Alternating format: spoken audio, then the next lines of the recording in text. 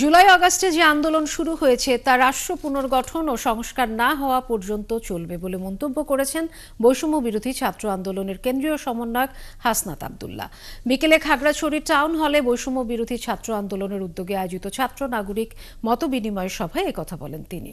রাষ্ট্রীয় প্রতিষ্ঠানগুলোর প্রতি জনগণের আস্থা ফিরিয়ে আনা, সব স্তরে ন্যায্যতা নিশ্চিত করা এবং স্বাধীন ও নিরপেক্ষ নির্বাচন কমিশন গঠন না হওয়া পর্যন্ত অন্তর্বর্তীকালীন সরকারকে সময় দেওয়া উচিত বলেও মন্তব্য করেন হাসনাত আব্দুল্লাহ। এছাড়া ছাত্র জনতার অভ্যুত্থানকে পুঁজি করে যারা চাঁদাবাজি, সন্ত্রাসী আর সিন্ডিকেট করতে চায় তাদের সাবধান করেন তিনি।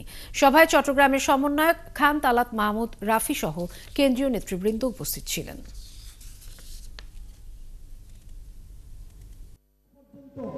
আমাদের শিক্ষা ব্যবস্থা, স্বাস্থ্য ব্যবস্থা, আমাদের বিচার ব্যবস্থা, আমাদের পার্লামেন্ট এবং আমাদের কনস্টিটিউশন, এগুলো ন্যায্যতার ভিত্তিতে রিফর্ম হচ্ছে ততদিন পর্যন্ত আমরা চাই অন্তর্বর্তীকালীন সরকার ক্ষমতায় থাকুক।